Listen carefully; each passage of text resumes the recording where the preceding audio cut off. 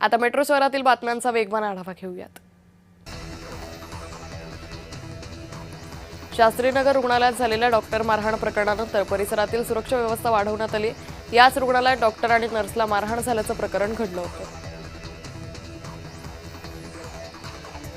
नवी मुंबईकरांचा प्रवास आता अधिक गतिमय होणार। 51 नवीन बसेसचं उद्घाटन वनमंत्री गणेश नाईकांच्या हस्ते झालं।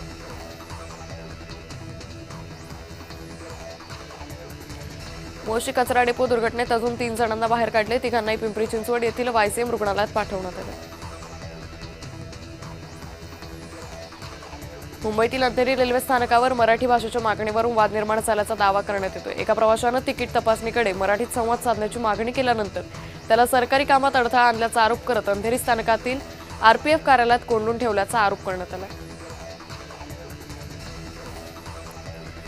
ठाकरे गटाकडून ठाण्यातील गावदेवी मार्केट शेजारी असलेल्या हनुमान मंदिरात महाआरती करण्यात आली। अयोध्या राम मंदिर दानपेटी चोरी प्रकरणाच्या निषेधात ठाकरे गटानं आंदोलन केले।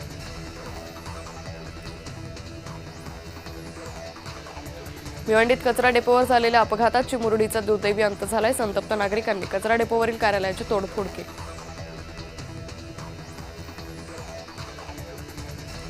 दहिसरमध्ये पोहण्यासाठी गेलेल्या 2 विद्यार्थ्यांचा पाण्यात बुडून मृत्यू झालाय। मद्यपानानं पाण्यात उतरल्याचा प्राथमिक संशय व्यक्त होतो।